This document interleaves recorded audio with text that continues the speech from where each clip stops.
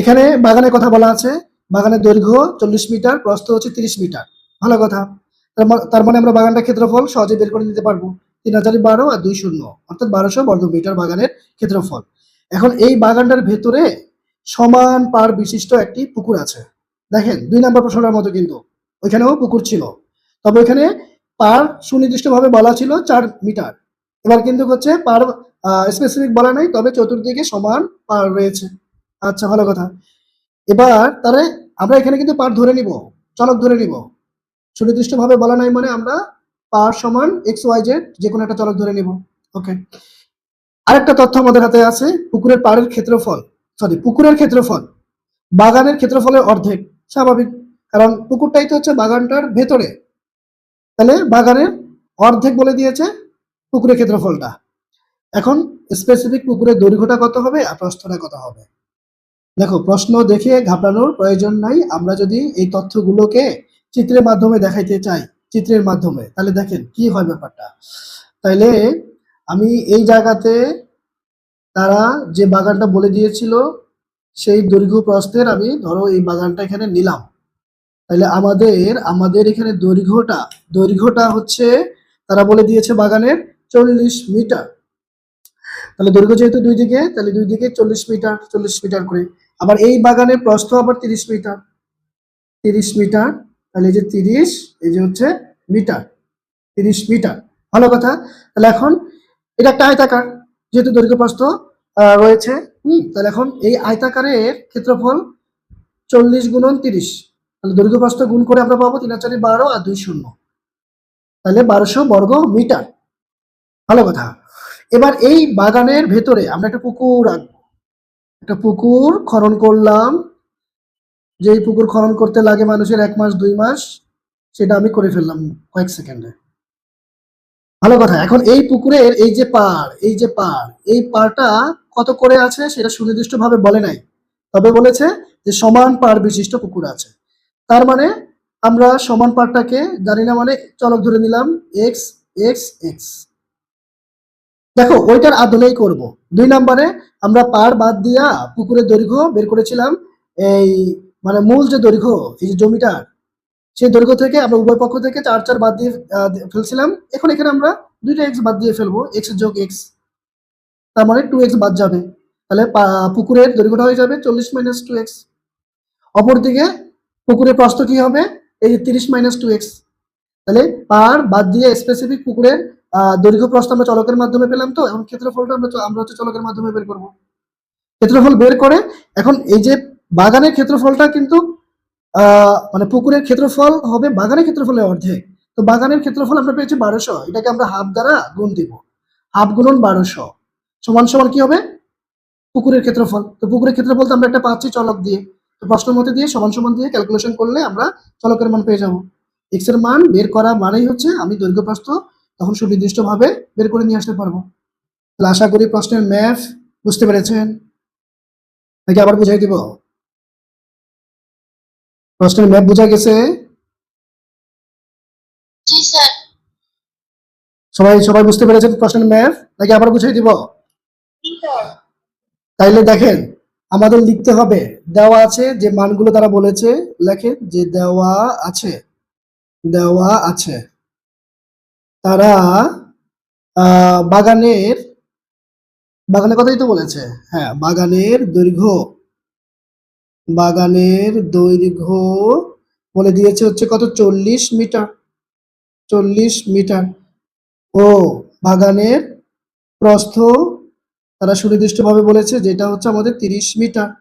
এবার আসেন, সুতরাং বাগানের হচ্ছে কি ক্ষেত্রফল, তাহলে দৈর্ঘ্য প্রস্থ আমার সুনির্দিষ্ট আছে মানে ক্ষেত্রফলের সূত্র আমরা কি জানি, দৈর্ঘ্য গুণন প্রস্থ, এরপরে বর্গ মিটার। তাহলে 40 আর 30 এর গুণফল মানে হচ্ছে 1200 বর্গ মিটার। বাস, তাহলে বাগানের ক্ষেত্রফলটা আমরা পাইলাম। এবার পুকুরের ক্ষেত্রফল বের করব। এখন পুকুরের যে পার সেটা যেহেতু তারা বলে নাই, তাহলে আমরা এখানে এক্স হিসেবে যে ধরেছি এই কথাটা আমরা একটু বলে দিব যে ধরি পুকুরের পাড়ের বিস্তার এক্স মিটার। ধরি পুকুরের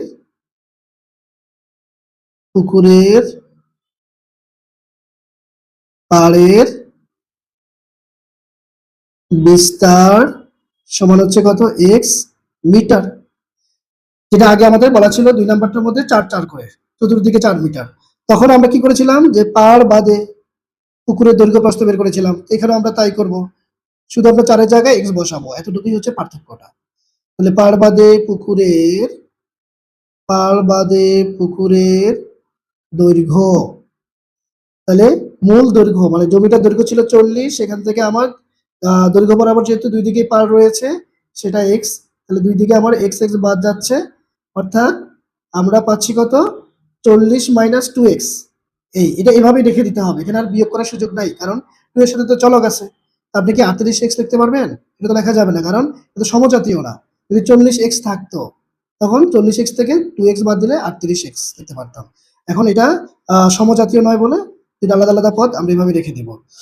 এরপরে আসেন পার বাদে পুকুরের হচ্ছে কত প্রস্থ, পার বাদে পুকুরের প্রস্থ, তাহলে কত 30 মাইনাস এখানে এক্স প্লাস এক্স, কারণ প্রস্থ বরাবর আমাদের পার রয়েছে দুইটা, তাহলে আসেন 30 মাইনাস 2x এই যে মিটার।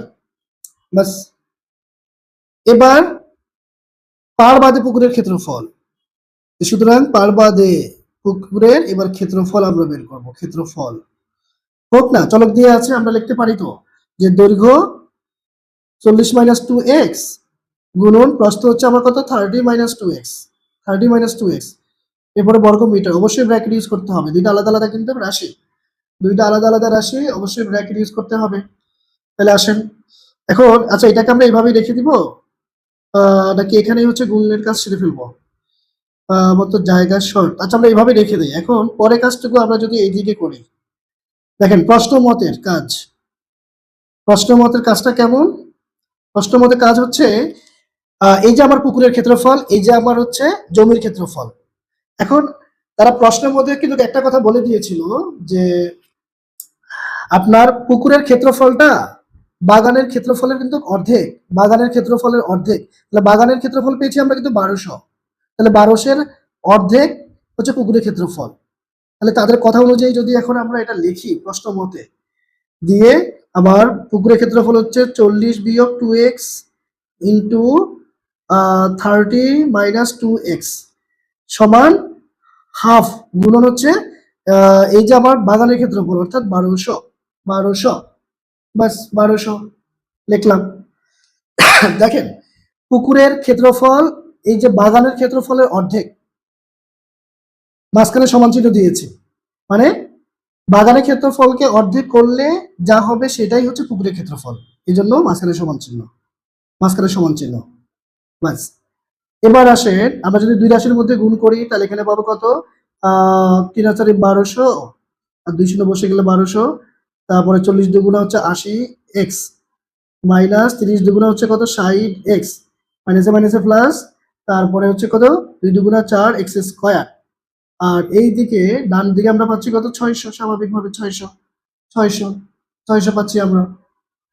আচ্ছা এখন বা দিয়ে আমরা 4x স্কয়ারকে সামনে রাখি, আর এখানে বিয়োগ করলে আমরা কত পাবো 6 আর 8 14, তার মানে 140x। হ্যাঁ 1200 থেকে 600 গেলে সংক্ষেপে আমরা 600 লিখে দিব, 600 যোগের 600, কারণ বড় সংখ্যা 1200 প্লাস। এবার এখান থেকে যদি আমরা 4 কমন নিতে পারি, 4 দ্বারা তো সবগুলোকে ভাগ যাবে নাকি, 600 কে তো 4 দ্বারা ভাগ করা যায়, 4 পূর্ণ 60, হ্যাঁ তাইলে 4 যদি আমরা কমন নেই এখানে পাবো x স্কয়ার, 140 কে 4 দ্বারা ভাগ করলে আমরা পাবো কত 35x প্লাস 600 কে 4 দ্বারা ভাগ করলে 4 পূর্ণ 150 সমান হচ্ছে কত 0। এবার আসেন এই যে 4 এটাকে আমরা পক্ষান্তর করে দেই, এটা শূন্যের সাথে গিয়ে ভাগ হয়ে গেলে শূন্যই আসবে রেজাল্ট। এখন কিন্তু আমরা মিডিল টার্মের যে গঠন বা আকৃতি বা চেহারা সেটার মতো কিন্তু পেয়ে গেছি, মিডিল টার্মের গঠনের চেহারা কিন্তু আমরা পেয়ে গেছি। তাহলে আসেন মিডিল টার্ম করার নিয়ম তো আমরা জানি, 3টা প্রক্রিয়া। প্রথম কাজ হলো 1 নাম্বার আর 3 নাম্বার পর চিহ্ন সহকারে গুণ করা, ঠিক আছে, চিহ্ন সহকারে গুণ করা, তাহলে হবে কত প্লাস 150x স্কয়ার, তারপর 150 এর গুণনীয়কগুলো আমরা বের করব, এমন ভাবে আমরা মানে একটা জোড়া নিব যেটা যোগ বিয়োগ করলে পরে 35 হয়, আবার গুণ করলে কিন্তু প্লাসের 150 এক্স স্কয়ার হইতে হবে। তো যেহেতু এখানে মাইনাসের আছে তার মানে আমাকে মাইনাসের দুইটা সংখ্যা দিয়ে মিলাইতে হবে, কারণ মাইনাসে মাইনাসে তো আমি প্লাস পাবো। আমার প্রথম আর শেষ পদের গুণফল কিন্তু 150 এক্স স্কয়ার। তাহলে আমি এটা গুণনীয়কটা এমন ভাবে সাজায় লিখবো যেন হচ্ছে যোগ বা বিয়োগ করলে মাঝখানেটা মিলে আর গুণ করলে যেন এটা হয়। তো যেহেতু এখানে মাইনাস আছে তার মানে আমাকে এখানে দুইটা মাইনাস ওয়ালা সংখ্যা আনতে হবে, দুইটা মাইনাস ওয়ালা সংখ্যা আনতে হবে। তাহলে দুইটা মাইনাস ওয়ালা সংখ্যা আমরা কত পাবো? 150। তো 30 5 ও 30 5 তো আমার 150, তাহলে 30x মাইনাস 5x। তাহলে দেখেন মাইনাসে মাইনাসে প্লাস, তারপরে 30 আর 5 গুণ করলে হয় 150 আর সাথে এক্স স্কয়ার। বাস বাস বাস বাস বাস। তাহলে x square minus 30x minus 5x plus 150 equals to হচ্ছে 0 0। বাস, তারপরে কাজটা আমাদের কি? তারপরে আমরা বা দিয়ে কমন নিব, দুই পদ থেকে কমন নিব। এখান থেকে যদি আমরা কমন নেই পাবো কত? x মাইনাস 30 মাইনাস এখান থেকে যদি আমরা কমন নেই x মাইনাস কত 30 সমান কত? 0 0। ঠিক আছে, এখন বাকি কাজটা আমি এখানে করতে চাই একটু, এটা পরের কাজটা আমরা এই জায়গাটাতে একটু করতে চাই।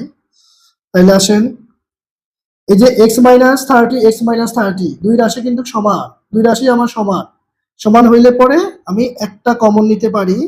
কমন নেওয়ার অর্থ কিন্তু ভাগ করা, ভাগ করা। এই যে আমরা x কমন নিয়েছি, x দ্বারা এটাকে ভাগ করেছি, x পেয়েছি। আবার 30x কে x দ্বারা ভাগ করলে x কাটা 30। আবার আসেন 5 দ্বারা এটাকে ভাগ করলে x সরি 5 5 কাটা x থাকবে, প্লাসে মাইনাসে মাইনাস।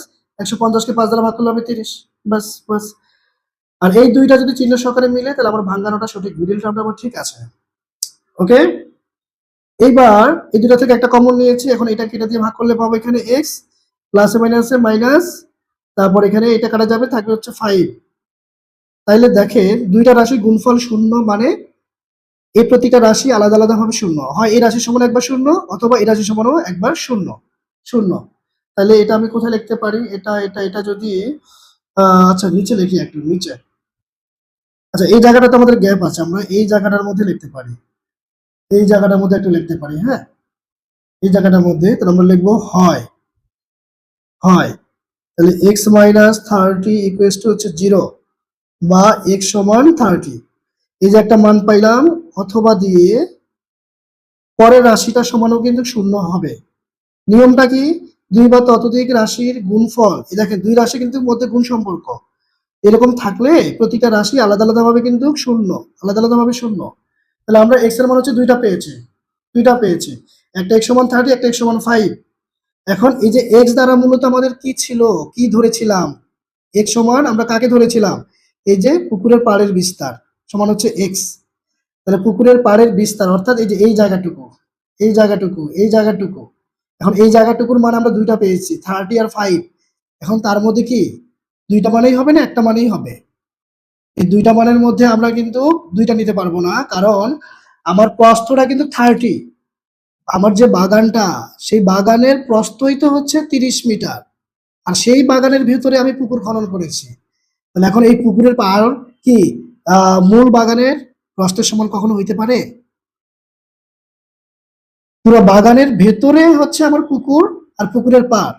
তো পুকুরের প্রস্থ আর সরি জমির প্রস্থ বা বাগানের প্রস্থ কখনো পাড়ের সমান হইতে পারে না, পাড়টা ছোট হবে স্বাভাবিকভাবে, তাই না?